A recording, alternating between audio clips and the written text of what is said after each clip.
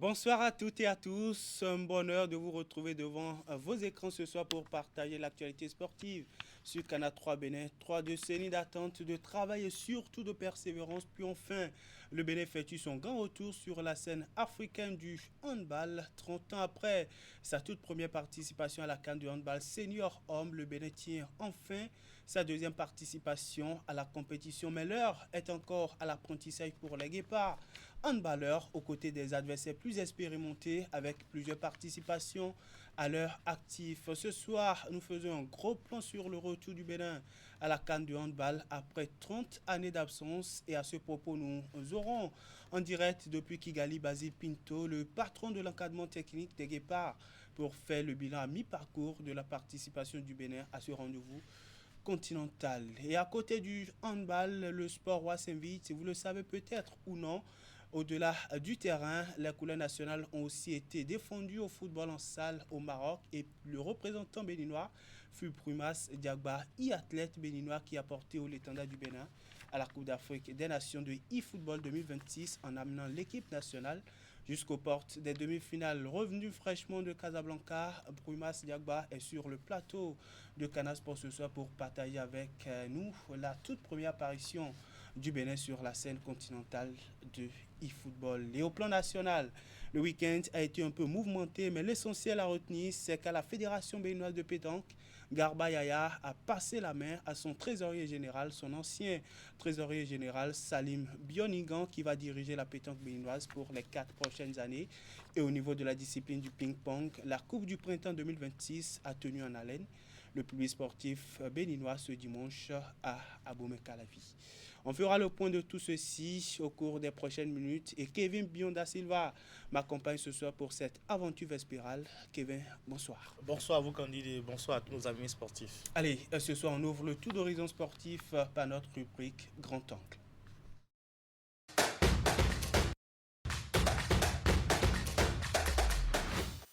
Je vous l'ai dit, nous avons en direct depuis Kigali le sélectionneur des Guépards, handballeur du Bénin qui participe depuis plus d'une semaine à la 27e édition de la Coupe d'Afrique des Nations de handball senior homme, Basile Pinto. Bonsoir.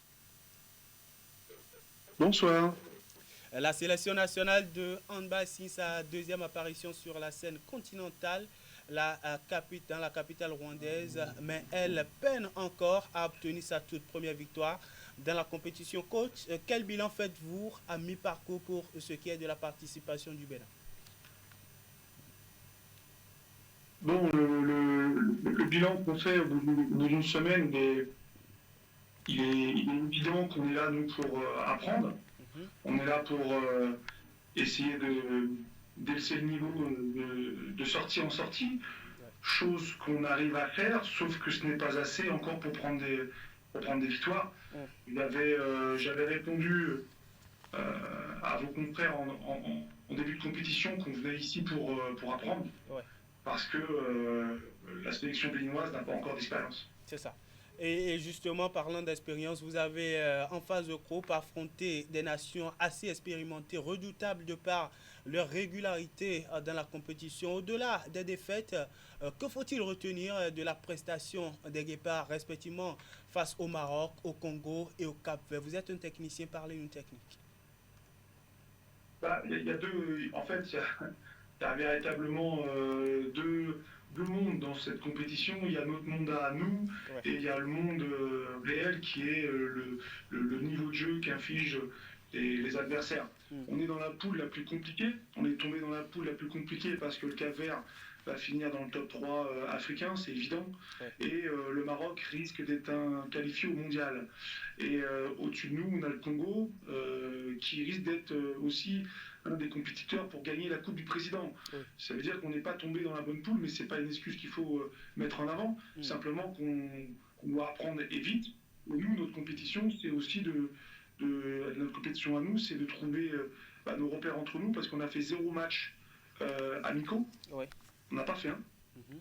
n'y a pas eu de préparation sur le plan international, à mon plus grand regret, mais c'est comme ça, il faut qu'on s'adapte et on va en tirer des enseignements pour être plus fort à l'avenir. C'est ça. Après l'élimination en phase de groupe, coach, vous avez entamé la deuxième partie du tournoi au niveau de la Coupe du Président. Vous l'avez évoqué un peu plus tôt. Pour être plus précis, doit-on dire tout simplement que le Bénin est en apprentissage pour cette deuxième apparition de la sélection nationale sur la scène africaine?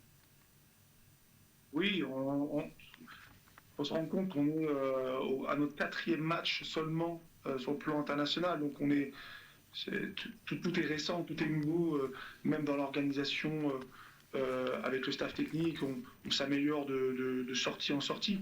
Donc moi j'ai bien précisé qu'on venait ici pour apprendre, pour essayer de mettre en place des affinités entre nos joueurs, et puis surtout d'en sortir un vrai bilan pour tout de suite rebondir et être plus compétitif lors de la prochaine CAN et des prochains Jeux africains. Donc à l'heure actuelle, pas de sentiment d'une mission non accomplie, du tout pas. J'ai pas entendu, pardon. Donc à l'heure actuelle, il n'y a pas un sentiment de mission non accomplie qui taraude les esprits au sein de la tanière. Bah, comment on pourrait dire que c'est une mission non accomplie, étant donné que les objectifs, on se les a mis, nous, en avant quand on est arrivé ici à Kigali, parce que finalement, comment voulez-vous qu'on ait des repères sans faire de préparation avant la CAN? Et c'est là mon plus grand regret. Maintenant, rien n'est arrêté, on avance. Je trouve que de sortie en sortie s'améliore. On a une vision qui est claire au niveau de la fédération sur du moyen terme et sur du long terme. On met en place un plan à Cotonou pour pouvoir former nos jeunes avec l'académie et l'accord que nous avons avec le club de Nantes. Et il est évident que tout ça va faire bouger les lignes. Maintenant, il faut être un peu patient et ça va arriver, c'est évident. Après, en ce qui concerne les victoires sur la deuxième partie de la CAN, évidemment qu'on va tout faire pour aller en chercher une. On est déçu pour celle du Cameroun parce que je ne m'attendais pas à avoir ce revers-là. Je ne m'attendais pas que mes garçons réagissent comme ils ont réagi. Il y a eu de l'incompréhension tactique. Bon, je suis un peu déçu sur ce match-là, il est vrai que je suis déçu. Maintenant, c'est le sport. Le meilleur gagne. C'est ça. Vous avez encore 2 matchs à disputer dans la compétition. Alors, comment est-ce que vous comptez aborder la fin de la campagne avec les Guépards handballeurs?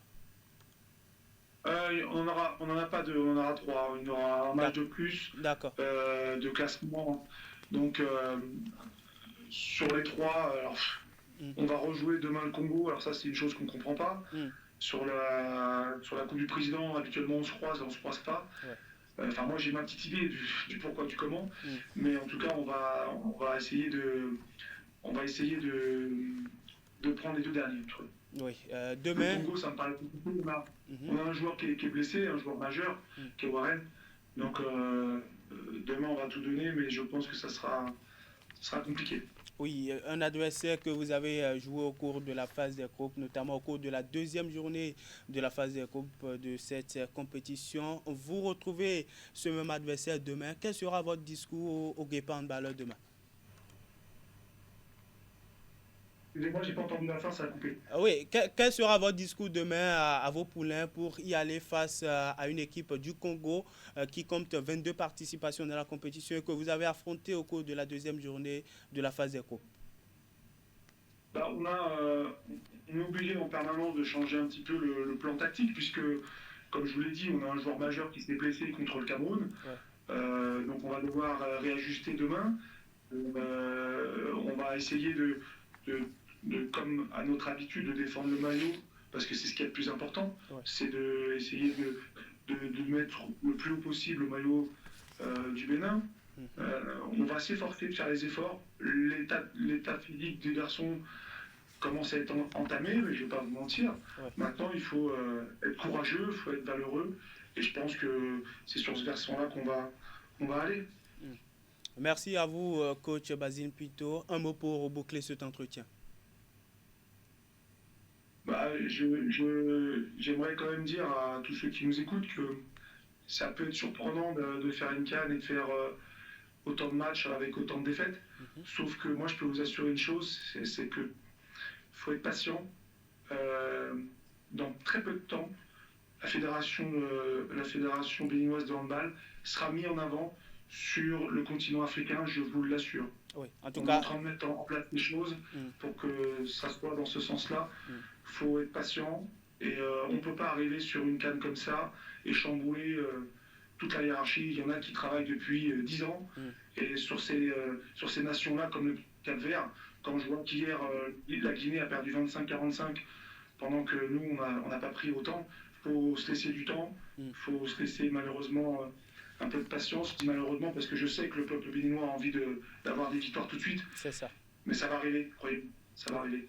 En tout cas, on l'espère vivement et surtout avec le travail qui est en train d'être fait au niveau de la Fédération béninoise de handball sous l'égide du patron Sidikou Karimou avec l'accompagnement du ministère des Sports.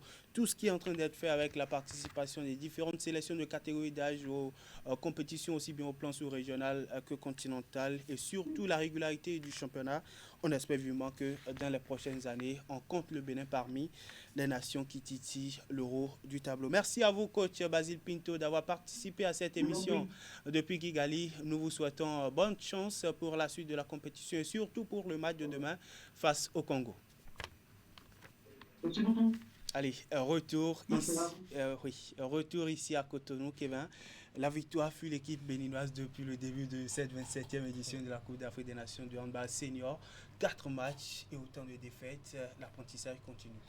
L'apprentissage continue. Ce que moi j'ai plus déjà aimé dans les propos du coach, c'est déjà que l'objectif est connu de base. Ouais. Ils vont un peu plus à cette calme, en apprentissage, un peu plus pour apprendre, pour un peu plus expérimenter et donc faire face à des équipes qui sont un peu plus expérimentées et qui ont un peu plus les âmes nécessaires devront quand même titiller toute nation qui leur feront face. Je pense que c'est tout bénéf déjà pour cette équipe béninoise qui apprend parce qu'après cet apprentissage, ce serait bien de revenir un peu plus en force, de revenir un peu plus démontrer ce de quoi on est capable. Quand on prend aujourd'hui cette fédération de handball, tout le monde sait un peu plus, en tout cas pour ceux-là qui sont un peu plus amoureux du sport et qui suivent un peu plus l'actualité sportive, on sait tous tout ce qui est effort, tout ce qui est consenti comme effort au niveau de cette fédération.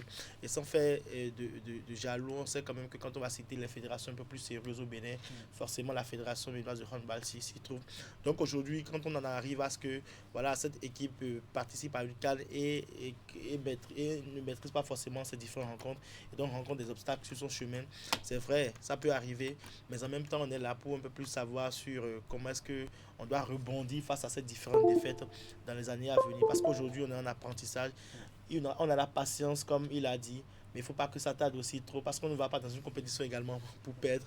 Il faut très vite ramener également un jour le trophée ou pourquoi pas même les victoires. Donc il faudra très vite tirer les enseignements de cet apprentissage. Oui, de ces différents matchs des Guépards à cette Coupe d'Afrique des Nations. Il faut dire qu'au lendemain de la phase des groupes, les Guépards handballeurs, il faut dire Simbia Sankara et ses coéquipiers ont enchaîné avec la Coupe du Président. Je l'ai martelé avec l'entraîneur, le patron de l'encadrement technique de cette sélection. Et le Bénin a perdu son match, il faut le dire, 34-27 face à l'équipe du Cameroun pour sa première sortie au cours de cette étape de la compétition. On va écouter ici Joël Arossi, l'un des handballeurs béninois qui a exprimé justement, il faut dire, s'est exprimé après cette rencontre d'hier face aux Lions indomptables du Cameroun. On a perdu le match. Vraiment, c'était un peu dur pour nous. C'était un match vraiment à notre portée, comme vous l'avez dit. Je suis certain que c'est certaines techniques qu'on n'a pas pu mettre en jeu et ça nous a été vraiment fatal. Et en première mi-temps, vraiment, on a prêché, les cas étaient déjà de trop. Et puis, les pertes de balles, nous sommes venus, la tête gonflée. Et puis, bon. Je pense que là, il faut vraiment qu'on tire les taureaux déjà par l'école. Parce que là, les équipes qui sont derrière nous, sinon je veux dire les deux matchs qui sont à venir ne sont pas des matchs faciles. On a déjà joué ce Congo, ils nous ont gagné. Il va vraiment falloir qu'on mise sur le repos et qu'on revienne beaucoup plus sur la technique. Il faut jouer techniquement et très mollo parce qu'aujourd'hui il y a eu beaucoup de physique. Donc ça veut dire que le niveau de physique des joueurs vont vraiment baisser. Donc sur les prochains matchs, ce serait beaucoup plus technique. Kevin, quand on regarde l'expérience, surtout le portfolio de chacune de ces nations qu'on a affrontées, il faut le dire, hein, les Guépards handballeurs, est-ce un peu trop méchant d'attendre tout au moins une victoire de la part des Guépards du Bénin, surtout quand on sait que demain, ils vont affronter le Congo une nouvelle fois, le Congo qui les avait battus au cours de la deuxième journée de la phase des groupes 22-26 avec seulement 4 points d'écart. Et au-delà de ça, c'est un Congo qui a 22 participations dans la compétition contre 2 pour le Bénin qui revient sur la scène africaine après 3 différentes décennies.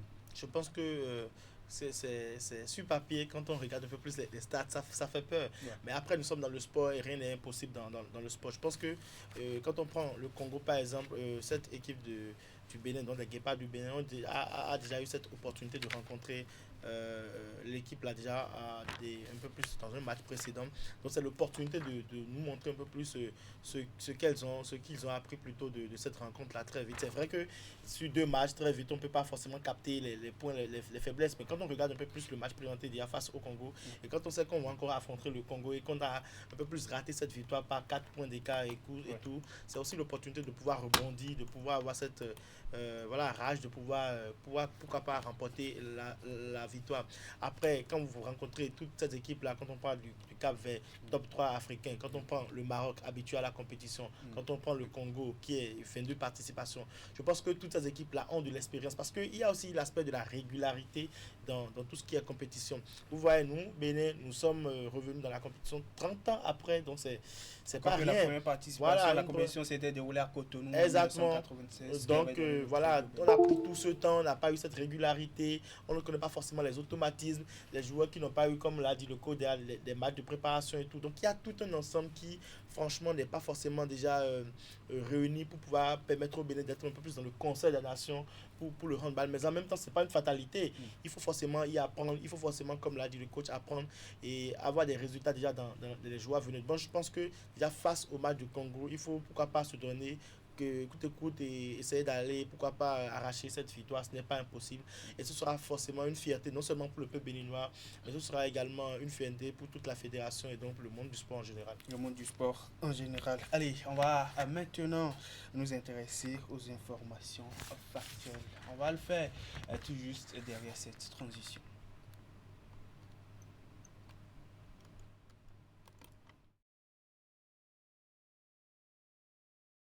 La fin de la phase allée de la Ligue 1 béninoise, l'AS Sobemap reste leader au classement. Mendadia Football Club, club champion en titre, s'accroche de toutes ses forces à la dernière place du classement.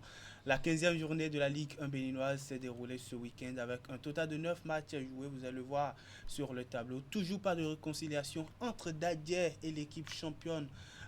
L'équipe championne en titre, Dadier, l'équipe championne en titre et la victoire, le mariage, il faut le dire, est plutôt sur la voie de la destruction. Le divorce est plus ou moins acté. Le club d'Aplaroué continue son périple et justement sa descente aux enfers. Dans un duel entre leader et la lanterne rouge, la Sobemap a pris le meilleur sur Dadier Football Club ce week-end par un score de 2-1.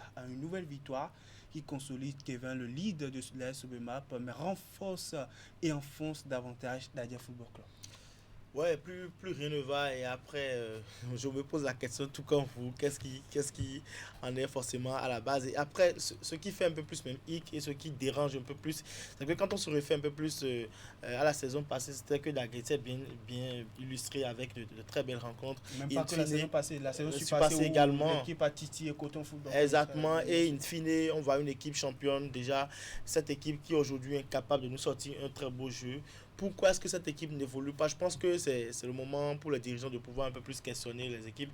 Est-ce que déjà, du côté du jeu, un peu plus tactique, comme vous étiez en train de le dire tout à l'heure, quand on rentre un peu plus dans la technicité, est-ce qu'il y a un problème déjà dans le rang des joueurs? Est-ce que c'est les joueurs qui n'arrivent pas forcément à maîtriser les automatismes? Est-ce que c'est les joueurs qui n'arrivent pas forcément à maîtriser les consignes du coach? Ou carrément il y a des problèmes extra-sportifs que nous ne maîtrisons pas? Parce qu'une équipe qui est championne du Bénin, ça ne donne même pas une bonne image pour le pays déjà en entier. Parce qu'on sait que vous jouez un championnat D1, bien sûr, donc professionnel, que tout le monde maîtrise. Et qu'après, pour la saison suivante, vous pouvez voilà, très vite aller ne pas forcément être dans la bonne forme. Parce que le football également, c'est la forme du moment. Mais être dernier du championnat à l'heure là, franchement, ça ne reflète pas une très bonne image. Il va falloir très vite relever la pente. Et relever la pente, c'est de ne plus forcément perdre les matchs et c'est de pouvoir un peu plus aller un peu plus en profondeur, chercher un peu plus la cause qui en est véritablement à ce que nous assistons pour pouvoir sortir cette équipe-là de ce calvaire tout simplement. En tout cas, beaucoup de situations tournent autour justement de ces méformes, de ces différentes prestations d'Adia Football Club. Il y a cela quelques journées, l'équipe s'est présentée au match face à l'équipe de Odu avec un effectif plus ou moins complet. Au-delà de ça, plusieurs situations ont précédé celle que je viens de citer, il faut le dire, hein, la démission du coach Yaya Kone sur instruction des dirigeants avec quelques joueurs qui avaient participé à la campagne africaine avec l'équipe. En tout cas, beaucoup de situations. Ça veut dire qu'il y a malaise dans l'équipe. Oui, une situation qui passe inaperçue. Personne n'en parle, aucune voix officielle pour justement taper du poing sur la table. D'ailleurs, Football Club qui avait titillé il y a de cela quelques années, l'équipe de Coton Football Club jusqu'à la dernière journée finie, équipe vice-championne. Après la saison suivante, terminée équipe championne du Bénin, participer à la Ligue africaine, aux éliminatoires de la Ligue africaine des champions. Mais aujourd'hui, l'équipe d'Aplaoué est justement l'antenne rouge du championnat après 15 différents matchs disputés. En total, de 10 points au compteur seulement. On va s'intéresser à autres résultats. Le temps de revenir par ici avec notre dossier que nous préparons pour vous, chers téléspectateurs. Le dossier sur justement tout ce qui se passe au sein de la tanière de Dadje Football Club pour que le champion du Bénin saison 2024-2025 soit à ce niveau et justement garde la lanterne rouge après 15 différents matchs disputés. Autre résultat dans le cadre de cette 15e journée de la Ligue professionnelle de football du Bénin, le Topopo à domicile a rayé en mode patron 3-0 pour la victoire des Lotto Boys devant les jeunes de Poubet. Dynamo FC d'Abomey a partagé les points avec Odu FC de Commun, score nul et d'un but partout entre l'équipe de l'US Cavalier et celle de Baningonce. Victoire à domicile pour Espoir FC de Savalou devant l'équipe de l'USS Craqué. Score nul d'un but partout entre Ayema Football Club et Dragon FC. Il faut le dire, victoire en déplacement pour l'ASPAC devant l'équipe de l'ASFO et puis victoire 2-1 pour l'AS Soumimap devant Nadia, on l'a rappelé un peu plus tôt, score nul et vierge entre les Buffs du Borgou et Damissa Football Club. Après ces différentes confrontations, le classement qui reste dominé par l'AS Soumimap avec un total de 34 points au compteur, un goût différentiel de plus 13, 31 points au compteur pour l'équipe des Buffs du Borgou qui vient en deuxième position avec un goût différentiel de plus 11, 28 points au compteur pour Coton FC, équipe vice-championne en titre du Bénin qui boucle le top 3 au classement. Au bas du tableau, vous voyez l'US Cavalier en 16e position avant-dernière place pour l'USS Craqué et l'équipe championne en titre qui s'est mariée avec la dernière place depuis plusieurs journées déjà. Au niveau de l'antichambre, pour ainsi parler, de la Ligue 2 béninoise, saison 2025-2026. On a assisté à la 13e journée de compétition ce week-end. Score nul d'un but partout entre l'équipe d'Adidja Football Club et la jeunesse athlétique de Ketou. Sitatunga s'est imposé par un score de 2-1 lors de son déplacement à Kouandé pour en découdre avec Jefa Football Club. Score nul et vierge entre Énergie et Dynamo de Parakou, puis entre Pontet Football Club et l'AS Elite Sport. Là, on parle de la deuxième division de football du Bénin. Victoire à domicile pour Real Sport de Parakou devant l'équipe de Beke Football Club. L'équipe de Bois a battu par 2-1 avant Comni Sport. L'AS Police s'est imposé par un score d'1-0 à Abei. Dynamique FC s'est incliné à domicile 0 but contre 1 devant l'équipe de l'AS Takuna. Et puis les Requins de l'Atlantique à domicile n'ont pu arracher les 3 points. Ils ont plutôt offert les 3 points à l'équipe d'Aziza qui s'est imposée par un score de 2 buts à 1. Le classement au niveau de la Ligue 2 béninoise est dominé par Peki FC avec 28 points, comptant un goal différentiel de plus 12. Sitatunga est deuxième au classement avec 24 points, comptant un goal différentiel de plus 3. L'AS Police boucle le top 3 au classement avec justement 23 points au compteur. Kevin, un autre club, Requin Football Club, l'un des clubs mythiques du championnat national de football du Bénin, qui est aujourd'hui avant-dernier au niveau de la deuxième division. Apparemment, c'est un peu plus une saison un peu plus spéciale pour ces différents clubs-là. Moi, je pense que s'il y a malaise dans les différents clubs, c'est de ça on parlait tout à l'heure quand on parlait de handball, de la compétition, on parlait de la régularité et tout. Ouais. C'est vrai qu'aujourd'hui, on sent quand même des efforts dans le rang des dirigeants, même des clubs et tout, dans le monde du sport en général, des dirigeants qui veulent quand même essayer de propulser un peu plus le football, de donner un peu plus une autre image, de révéler, si vous voulez, comme on le dit si bien, le Bénin autrement, donc à travers le sport. Mais je pense qu'il y a encore beaucoup de choses à faire, parce que quand vous êtes un club habitué un peu plus au haut niveau, on a l'habitude de le dire de façon simple, c'est bien d'être premier, mais garder son rang de premier également, c'est aussi autre chose. Aujourd'hui, voilà, c'est notre challenge. Si aujourd'hui, les équipes arrivent quand même à monter, à nous proposer de très belles rencontres, de très belles prestations sur une saison, et après il y a des gongolades, c'est qu'il y a forcément un problème. Ça veut dire que déjà au sein même du club, le football et même le sport de façon générale, c'est de la discipline. Quand on parle de la discipline, c'est dans tous les sens. Dans tous les sens, donc sur le terrain, en dehors du terrain, dans l'organisation, dans l'administration, un peu partout. C'est tout ça réuni qui donne un peu plus un beau football. C'est tout ça réuni qui nous donne un peu plus d'assister à de très belles prestations. Moi, je pense que déjà, dans le rang de tous les acteurs du football, donc dans le rang des clubs et tout, il faut quand même essayer de plus remonter la pente pour pouvoir quand même essayer d'éviter des trucs pareils pour qu'on n'assiste plus à 16 ans de dégringolade. C'est vrai que, comme vous l'avez dit, il y a de la méforme dans le football, mais en même temps, quand il y a de la méforme également, ce ne sera pas forcément si criard comme on est en train de le constater. Aujourd'hui, Requin se retrouver à cette place, c'est quand même bizarre.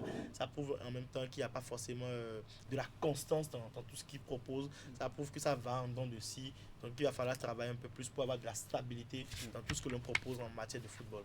Allez, au niveau des dames, on a assisté à la 9e journée au niveau de la poule A, notamment au cours de la première division de football féminin ce week-end. L'équipe d'Espoir FC a partagé le point avec Sam Deli ou d'un score nul d'un but partout. Victoire en déplacement pour Ainovi Football Club devant l'équipe de Sifos. Victoire 2 buts à 1 à domicile pour Tambou FC d'Adiara qui enchaîne avec une nouvelle victoire au cours de cette 9e journée devant l'équipe de Nadia Football Club. À domicile, Dynamique FC a partagé le point avec le promu AS Cotonou et puis AS UMSA, il faut le dire, a partagé le point au bout d'un score nul et vierge avec Asaba Football Academy.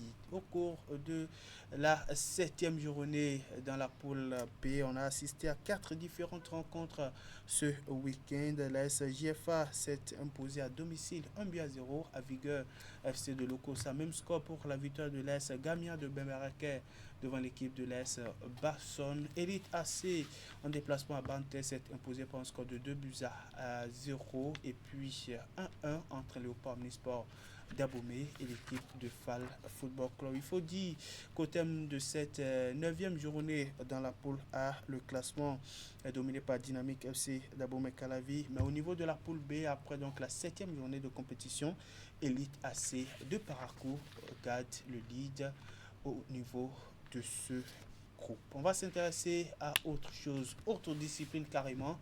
La famille du volleyball béninois était en assise le week-end écoulé pour procéder au renouvellement du comité exécutif de la fédération béninoise. Il faut le dire, une grande réunion à l'issue de laquelle la fédération béninoise de pétanque était en assise le week-end écoulé dans les collines. Et au terme de cette réunion, c'est bien sûr Gabayaya qui passe la main à son ancien trésorier général. Il va proposer ici les images de cette assemblée générale élective tenue samedi dans le département des Colis.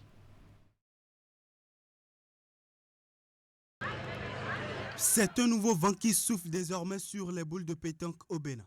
Les boulistes ont décidé le samedi 24 janvier 2026 des acteurs qui vont siéger au comité exécutif de la Fédération béninoise de pétanque pour les 4 prochaines années. Un choix fait en toute démocratie sportive par les délégués qui ont donné carte blanche à Salim Bionigan pour diriger la fêtière de la pétanque béninoise. Avec une large majorité, ce dernier obtient 151 voix favorables sur 221 votants face à son challenger pour le poste. Il y avait assez d'engouement, assez d'énergie, assez d'ondes dans la salle. Mais par fini, le choix s'est porté sur ma modeste personne. Argentier du dernier bureau, il revient cette fois-ci comme président de la Fédération béninoise de pétanque. Il entend préserver l'héritage laissé par ses prédécesseurs tout en s'alignant à la continuité pour une pétanque moderne, plus structurée, inclusive et plus performante. Et pour ce faire, il a déjà une feuille de route bien élaborée qui s'articule autour de 10 axes stratégiques. On peut citer la métamorphose des compétitions, un engagement pour la construction d'infrastructures aux standards internationaux et l'excellence des équipes nationales. La pétanque a besoin plus que jamais de tout le monde, de tous ces acteurs. Hier, peut-être on était des adversaires sportifs, mais aujourd'hui, c'est dans cette adversité que nous allons nous construire. J'ai amené, grâce au président Idriss Ibrahim, la barre très haute. Si elle descend, ça va être vous. La pétanque béninoise, depuis plusieurs décennies, se fait respecter au plan international. C'est une question de volonté. Et cette volonté, je ne doute pas que nous ne l'avons pas. Le nouveau comité exécutif a jusqu'en 2030 pour travailler à davantage, promouvoir et faire rayonner la discipline aussi bien au plan national qu'international. Salim Bionigan, c'est justement le nouveau président de la Fédération béninoise de pétanque qui était en assemblée générale élective le week-end écoulé pour procéder au renouvellement du comité exécutif. Il va diriger l'instance pour les 4 prochaines années et avec un bureau de 13 membres. Il faut le dire, avant donc l'élection du tout nouveau président de la maison de la pétanque, l'ancien président, le désormais ancien président Garba Yaya, qui vient de passer la main, a prodigué quelques conseils au tout nouveau président. On va l'écouter. Le bonheur des pétanqueurs, des joueurs, c'est les compétitions. Je souhaite que la nouvelle équipe, plus que par le passé, fasse de compétitions régulières pour permettre la détection des joueurs et pour permettre qu'on garde notre haut niveau. Je serai là quand vous le voudrez, à vos côtés, pour apporter mes conseils, mais pas pour décider, pas pour orienter, mais à chaque fois que je serai sollicité, eh bien, je serai prêt. Même n'importe quel livre qui me sollicite, je serai prêt à apporter ma contribution. Soignons la discipline. On a commencé par le faire. Avant, on voyait des joueurs qui allaient de club en club, qui signaient 2 licences, 3 licences, avec des clubs différents. Au moins, on a réussi à finir avec ça. Je nous demande également à tous les joueurs de vous fixer par rapport au club. Ce n'est pas déambuler. Ne passez pas de club en club comme des papillons. Non, ce n'est pas bon. Faites un club. Si ce n'est pas bon, si vous avez le recrutement, si c'est l'agencement que vous allez faire, il faut le faire pour que la pétanque soit ce qu'elle est. Disponible à aider la nouvelle équipe dirigeante, il faut le dire, ce sont là les mots de Garba Yaya, désormais ancien président de la Fédération béninoise de pétanque, lui qui a passé la main à Salim Bionigan, le tout nouveau président élu de cette fédération. Ce week-end, les bongistes béninois étaient en compétition autour de la table de tennis de table, permettez la tautologie. Ils ont compéti à l'occasion de l'édition 2025 de la Coupe du Printemps chinois, organisée par le Centre culturel chinois avec la collaboration de la Fédération béninoise de tennis de table. La compétition s'est déroulée ce dimanche au siège du Tennis Club Temple du Son à Boumé-Calavi. À l'instar des précédentes éditions, le tournoi a réuni cette année près d'une centaine de pongistes béninois et chinois dans les catégories jeunes et seniors. Voici les précisions. Quelques mois après le championnat national, les passionnés du ping-pong font des retrouvailles autour de la Coupe du printemps chinois. Un tournoi annuel de tennis de table qui renforce les liens sino-béninoises, mais qui permet également aux participants de renouer avec la chaleur des compétitions. Durant toute une journée, les pongistes de moins de 11 ans, de moins de 18 ans, les seniors ainsi que les vétérans participaient à une compétition passionnante et conviviale. Elle a davantage renforcé le brassage entre les athlètes locaux, membres de la Fédération béninoise de tennis de table et les ressortissants chinois vivant au Bénin. Ce qui a donné droit à de belles parties autour de la table de ping au niveau des différentes catégories. Il y a le tennis de table, mais il y a beaucoup d'amitié derrière. Et je crois que c'est ça le plus important, que vraiment on sente que ce sont deux peuples et qui ont beaucoup de choses en commun, et notamment cette discipline de tennis de table, où on sait que les Chinois sont très forts. Bon, mais au Bénin aussi, on essaie de faire notre petit bonhomme de chemin. Et donc, c'est une belle histoire, une belle aventure qui se poursuit, je vais dire. Pour le compte de cette édition de la Coupe du printemps chinois, c'est l'équipe béninoise qui s'adjuge le Graal au niveau des matchs par équipe, tandis que chez les vétérans, Brunel Avodagwe s'impose en patron. Chez les espoirs, Chris Amandi et Ornel Kosuko se partagent les trophées. De leur côté, les champions nationaux ont tenu leur rang au niveau des seniors. J'ai rencontré les adversaires qui étaient un peu difficiles devant moi depuis les phases de huitième de finale, mais j'ai pu imposer le jeu et j'ai gagné. C'est une fierté, déjà parce que l'adversaire que j'ai rencontré, il m'avait déjà battu une fois à la fin d'un camp. Il m'avait battu. Déjà, c'est une revanche pour moi, vraiment, de gagner ce match contre lui. Et on a un résultat fructueux. Je tiens à remercier la Fédération du tennis de table du Bénin et le Temple du Son et tous les journalistes, tous les organisateurs, tous les participants. Les pongistes qui se sont les mieux illustrés au cours de cette édition 2026 de la Coupe du printemps chinois sont repartis avec des médailles de leur rang respectif, des trophées et d'autres récompenses. Un tournoi qui, sans nul doute, a servi de mise en jambe pour les pongistes qui vont défendre les couleurs nationales dans les toutes prochaines semaines au championnat du monde de tennis de table à Londres. Comme vous l'avez entendu, dans les toutes prochaines semaines, l'équipe nationale de tennis de table, hommes comme femmes, sera justement à Londres pour défendre les couleurs nationales à l'occasion des championnats du monde de tennis de table. Auparavant, c'était justement l'équipe nationale homme qui était annoncée pour participer à la compétition, mais il y a de cela quelques jours, la nouvelle est tombée. L'équipe nationale dames aussi sera de la partie.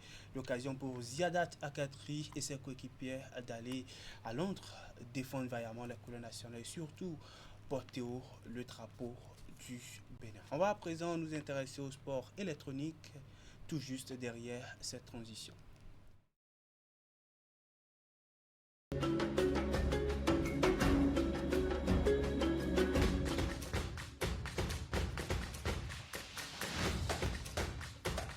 Bienvenue à cette nouvelle édition de Canal Sport, notre rendez-vous hebdomadaire qui, chaque semaine, vous permet d'avoir des nouvelles du monde sportif béninois et d'ailleurs. Matteo Arlenvi, vous le connaissez? Oui. Jouer loin de ses bases et se qualifier, ce n'est pas évident. Hein. Au départ, vous y croyez? Au départ, bien sûr qu'on veut jouer au Bénin tous les matchs, mais pour l'instant, on est à 6 matchs, 0 défaite en Côte d'Ivoire, mais bien évidemment, on préfère jouer les matchs à Cotonou et au Stade de l'Amitié ou au Stade de Charles de Gaulle. Candide Moueto, Candide, bonsoir. Narcisse, bonsoir, bonsoir Prosper et bonsoir à tous nos téléspectateurs. Oui. Dans le cadre de cette 12e journée de la Ligue professionnelle de football du Bénin, ils sont amenés leur caméra sur les installations du stade synthétique de l'université d'Abomey-Calavi pour suivre cette affiche entre les requins de l'Atlantique et les Adjaka-Loulou de l'Est Cotonou. Suivez. Les requins de l'Atlantique ont vécu une très belle soirée en assurant au sortir d'une victoire de prestige face à l'AS Cotonou, comptant pour la 12e journée de la Ligue Pro du Bénin. Bon, on va continuer par travailler et puis les matchs à venir, nous allons faire beaucoup plus pour remporter plus de matchs. Vraiment, je suis content et c'est la première fois que j'ai pu marquer aujourd'hui. Ça fait plaisir. Et avec l'équipe, on a eu les 3 points.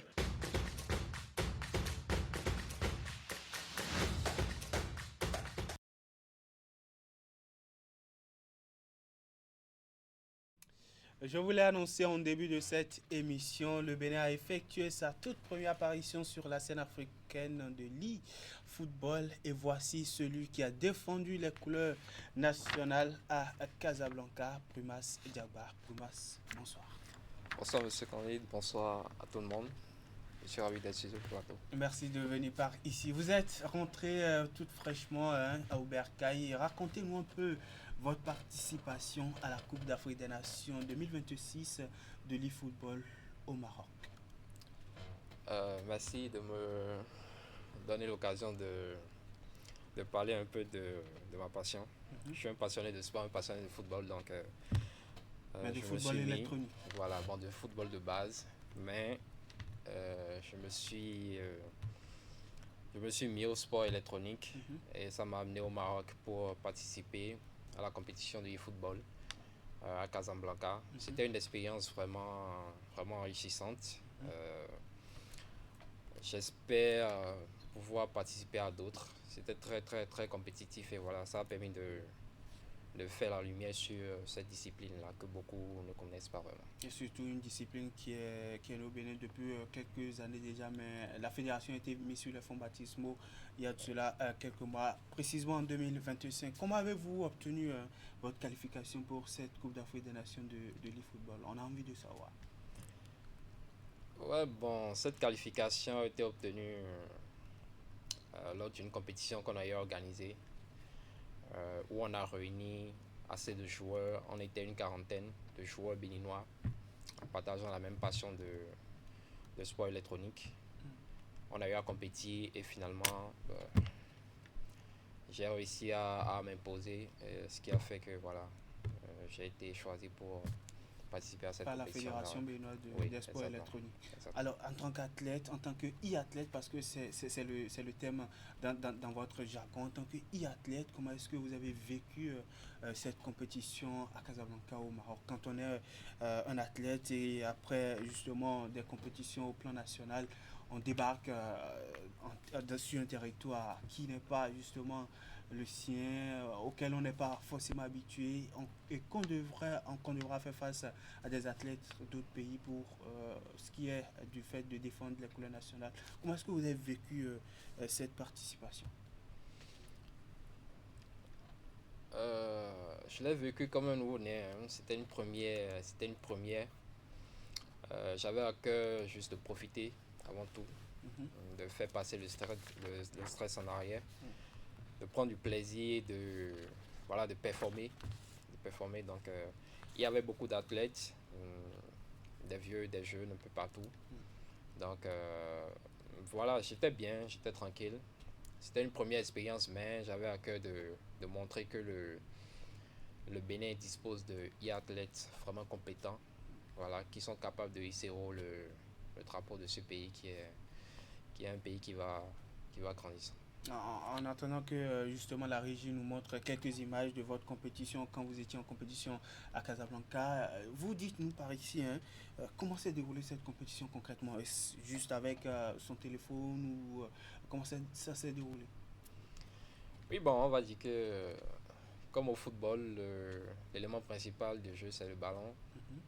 Chez nous c'est notre smartphone sur lequel on a le jeu en question qui s'appelle eFootball, qui évolue de version en version. Donc cette version qu'on a eu à jouer, c'est eFootball 2026. Mais vous êtes inclus dans un système qui est contrôlé par la Confédération. Exactement. C'est une plateforme de jeu dans laquelle moi par exemple, je peux en vouloir affronter un autre adversaire. La plateforme est mise en place de telle sorte que voilà, on se réunit sur le terrain, c'est un écosystème assez... Bon, si tu n'es pas dedans, tu ne peux pas réellement comprendre, mais on arrive à jouer réellement comme ça se fait dans la réalité sur les écrans. Il y a eu cette compétition qui a été diffusée un peu partout sur YouTube. Les gens voyaient juste l'écran sur leur téléphone. Ils pensaient que si tu ne fais pas attention, tu vas penser que c'est un match de football qui est en réalité joué. Or, c'est C'est sur nos téléphones qu'on fait ça. La compétition. Vous avez porté haut l'étendard du Bénin à cette Coupe d'Afrique des Nations de l'eFootball 2026 en amenant l'équipe nationale jusqu'aux portes des demi-finales, jusqu'en quart de finale pour être plus précis. Quel bilan faites-vous de votre participation? Satisfaisant ou vous auriez pu mieux faire quand vous vous ressouciez un peu ces différents moments que vous avez vécu à Casablanca? Bon, on va pas être capricieux, hein. C'est vrai que moi je suis un compétiteur né. Quand je vais à une compétition, c'est d'abord dans l'optique de la remporter. Maintenant, bon, il y a des pays qui sont beaucoup plus expérimentés que d'autres. C'est la première participation du Bénin. Quand on pense que voilà, le Maroc a déjà participé à beaucoup de compétitions, le vainqueur en question est marocain, il revenait d'Arabie Saoudite où il a participé à la Coupe du Monde en question, où nous n'y étions pas. Donc, c'est plutôt une expérience en fait satisfaisante. On a fait le maximum. On espérait mieux, mais c'est déjà bon à prendre. Et on espère qu'avec le soutien de nos dirigeants, la fédération et tout, si tous les moyens sont mis à disposition comme il faut, parce qu'il y a quand même des manquements, il faut le dire.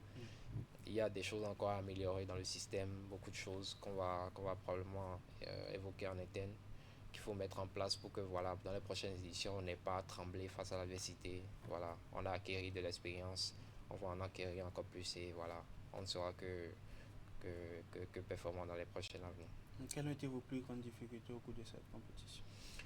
Bon, la compétition en question qu'on a jouée, on ne va pas dire qu'il y a eu des difficultés, mais c'est plutôt dans la préparation qu'on peut dire qu'on a des difficultés.